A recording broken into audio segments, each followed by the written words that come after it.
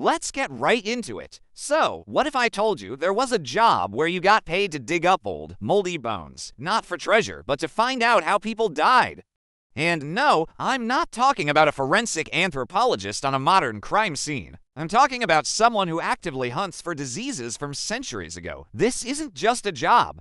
It's a bizarre, fascinating, and frankly, kind of gross quest into the past. Imagine a real-life Indiana Jones, but instead of chasing after golden idols, he's chasing after ancient germs. Today, we're peeling back the layers on one of the strangest, most mind-bending jobs you've probably never heard of, the paleopathologist.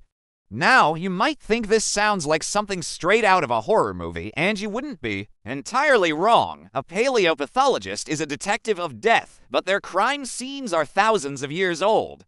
Their suspects aren't people, but pathogens. They are the ones who can tell you if a medieval plague victim had rickets as a child, or if a Roman soldier died of tuberculosis. It's like being a medical examiner for history itself, the way they do it.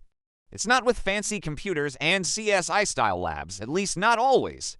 They use their eyes, their hands, and an incredible amount of knowledge about what disease looks like on a skeleton. Think about that for a second.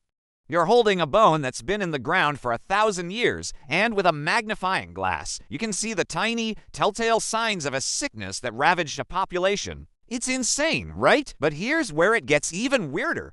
Their tools aren't just trowels and brushes. Sometimes they need to get creative.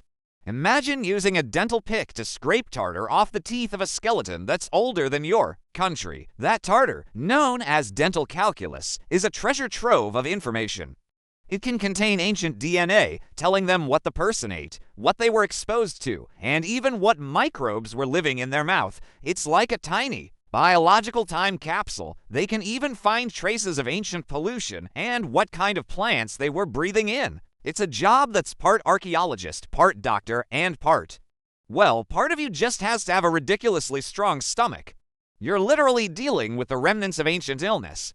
They're the ones who get to tell us what ancient diseases looked like before modern medicine, before we even knew what germs were. You're probably thinking, okay, but how much did they get paid for this? Well, that's where things get a bit hazy, because the job as we know it today is a modern one. But let's look at the closest historical equivalent, an antiquarian. An antiquarian was basically a historical hobbyist, but some got paid by wealthy patrons to dig up and study old stuff. A decent antiquarian in the 18th century might have earned around £50 a year. Adjusting for inflation, that's roughly £7,000 today. Not exactly a living wage, is it? But this was a passion project, a scholarly pursuit, not a 9-to-5. Today, a paleopathologist can make a decent living, but it's still a niche field. They're not getting rich, they're doing it for the thrill of discovery, for the story each bone has to tell. And of course, no job in the past is complete without a spooky story.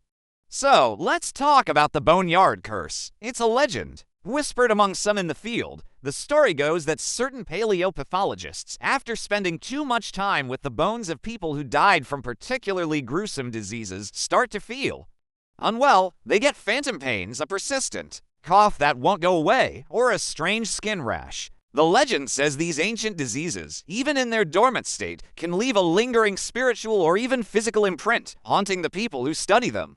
Is it just a superstition? Or is there a kernel of truth to the idea that some things from the past are better left buried? You have to wonder, don't you? So, could this job exist today? Absolutely, and it does. But it's not the romantic, swashbuckling adventure you see in the movies. It's meticulous, painstaking work, often done in quiet labs.